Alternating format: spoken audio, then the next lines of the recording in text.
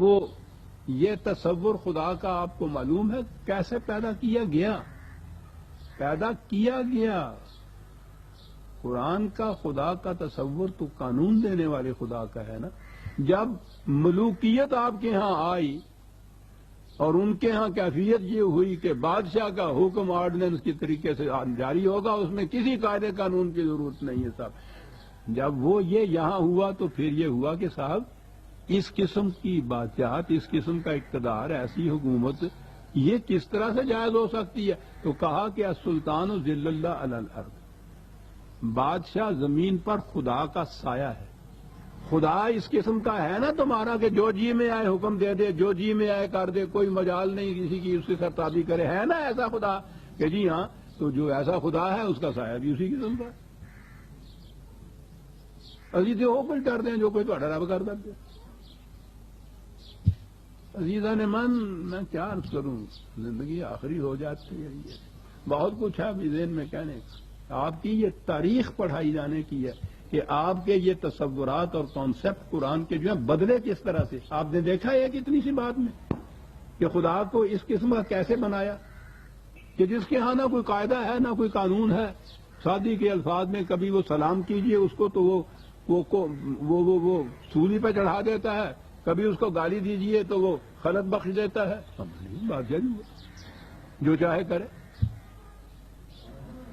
جو چاہے کرے والا تصور خدا کا دیا اس زمانے میں۔ جب یہ نیچے یہ آئے، ملوکیت آئی، سلاطین آئے، شہنشاہ آئے کہ جو حکم جی چاہے وہ دیں، اس کو ماننا ہوگا، اور سند اس کی یہ ہے کہ ہم خدا کے سائے ہیں، جیسا وہ ہے ویسے ہم ہیں نیچے۔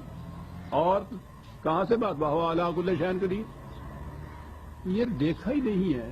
میں یہ تو نہیں عرض کر سکتا کہ دیکھا نہیں ہے، کیوں نہیں دیکھا ہوگا؟ عربی مبین میں قرآن یہ ہے، یہ قدرہ کے معنی ہی ہے، پیمانے مقرر کرنا، اندازے مقرر کرنا، اسی کو تو قانون کہتے ہیں۔ قانون کا تو لفظ نہیں ہے عربی زبان قرآن میں آئے، اس کے لیے پیمانے اور ضابطے اور میئرمنٹ ہی تھا۔ اور پھر قدیر کا تو جو باب ہے اس کے معنی یہ ہے کہ کسی ایک وقت کے اندر نہیں وہ پیمانہ، بلکہ مستقل طور پر اس کا انداز یہ ہے خدا کا کہ ہر شے پیمانے، اندازے اور قانون کے مطابق کرتا ہے۔ یہ انفرادیت تھی قرآن کی کہ اس نے خدا کا یہ تصور دیا۔ اور میں پھر بار بار کہا کرتا ہوں کہ اگر صرف خدا کا صحیح تصور قرآن کی روح سے متعین کر لیا جائے، سارا اسلام سمجھ میں آ سکتا ہے، سارا نظام سمجھ میں آ جاتا ہے۔ لیکن تیرے دماغ میں بت خانہ ہو تو کیا کہیے؟ دماغوں میں بت خانے مذہبی پیشوائیت نے پیدا کیے، اور عملی طور پر ملوکیت ادھر آنے نہیں دیتی کہ یہ کہا جائے کہ ہر چیز قاعدے اور قانون کے مطابق ہونی چاہیے۔ وَهُوَ عَلَىٰ كُلِّ شَيْءٍ قَدِيرٌ، جو چاہے وہ کرے۔ لَهُ مُلْكُ السَّمَاوَاتِ وَالْأَرْضِ، کائنات کی پستی اور بندی میں بادشاہ تو اسی کی ہے، اور وہ جو جی چاہے کرے۔ تو کوئی اس انداز کا بادشاہ ہوا نا۔ عَلَىٰ كُلِّ شَيْءٍ قَدِيرٌ، اس نے ہر بات کے لیے پیمانے اور نزدیے مقرر کر رکھے ہوئے ہیں۔ قدیر کا تو باب بتا رہا ہے کہ یہ مسلسل تفعیل کے وزن کے اوپر ہے، ایسا ہوتا چلا آ رہا ہے، ایسا ہوتا چلا جائے گا۔ اور یہ ہے وہ قوانین جن کے اتباع میں سرگرم عمل ہے کائنات کی ہر شے۔ کہا جب خارجی کائنات میں اس کے قوانین یوں عمل پیرا ہیں تو تم اپنی انسانی دنیا کے اندر یہ کیوں نہیں کرتے؟ فرق صرف یہی ہے کہ انہیں ہم نے مجبور پیدا کیا ہے، ان کے اپنے اختیار میں نہیں ہے کہ وہ اس قانون کے مطابق چلیں یا اس کی خلاف ورزی کریں۔ انسانی زندگی میں ہم نے تمہیں صاحب یہ اختیار کیا ہے کہ چاہے اس کے مطابق چلو، چاہے اس کے خلاف چلو۔ یہ ایک چیز ہے جو ہم نے تمہیں دی تھی، بڑی شرف اور عزت کا باعث تھی صاحب اختیار بنا دینا۔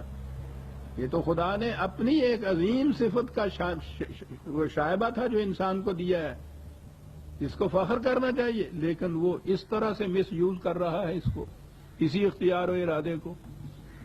تو اس نے کہا یہ ہے کہ یہ انداز ہونا چاہیے اور ہنگامی نہیں ہونا چاہیے۔ قدیر ہے، مسلسل فہم التزاماً یہ انداز ہونا چاہیے کہ ہر شے کے لیے ایک قانون مقرر جو کیے ہیں ہم نے اس کے مطابق چلتے رہنا چاہیے، اور پھر اس کی ملکیت، اس کا قانون، اس کا نظام، اس کی سلطنت یہ نہیں کہ وہ آج کہیں سے آ گیا، اس سے پہلے کسی اور کی تھی، کل کو وہ ختم ہو جائے گا، اس کے بعد کسی اور کی آ جائے گی۔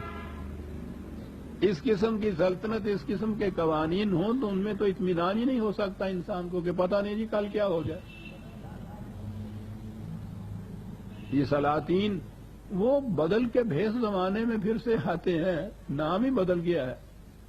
وہ امریکہ کے صدر کا انتخاب ہونا ہوتا ہے تو 2-2 3-3 مہینے پہلے ہی مختلف ممالک اور مختلف سلطنتوں کے اندر کھڑبڑ شروع ہو جاتی ہے کہ پتہ نہیں جی کس قسم کا صدر آ جائے۔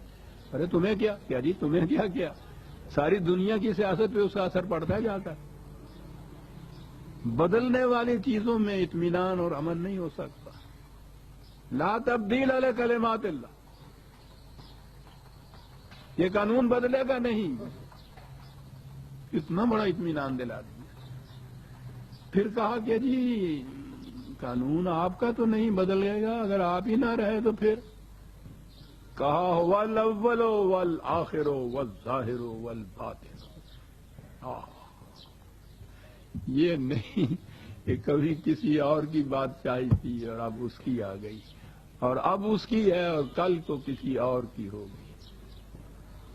کیا بات سمجھا دی ہے اس نے۔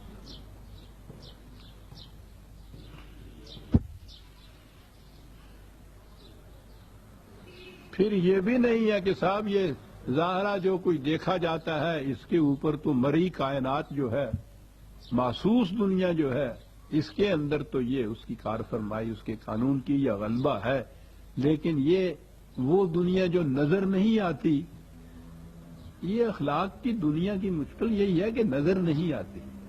جھوٹ بولتا ہے آدمی تو اس کی زبان کالی نہیں ہوتی، وہ تو بچے کو ہم یوں ہی ڈرا دیتے ہیں۔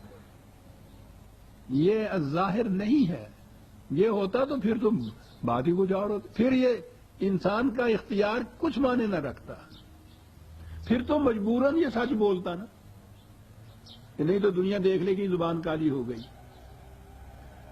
ہوتی ہے وہ کالی، یوں نظر نہیں آتی، رنگ نہیں بدلتا اس کا، کچھ اور بدلتا ہے۔ یہ جو کچھ ظاہر ہو جاتا ہے قانون کی مطابقت یا خلاف ورزی سے، کہتا ہے یہ بھی تمہارے سامنے ہے۔ وہ چیزیں جو یوں سامنے نہیں آتی لیکن کار فرما اندر ہی اندر رہتی ہیں، وہ بھی سارے اس کے قانون کے مطابق ہیں۔ اول آخر ہے وَهُوَ الظَّاهِرُ وَالْبَاطِنُ۔ جو چیز محسوس طور پر تمہارے سامنے آتی ہے اس میں بھی اسی کا قانون کار فرما ہے، جو چیزیں یوں سامنے نہیں آتی لیکن نتیجہ خیز ہوتی ہیں اس میں بھی اسی کا ہی قانون کار فرما ہے۔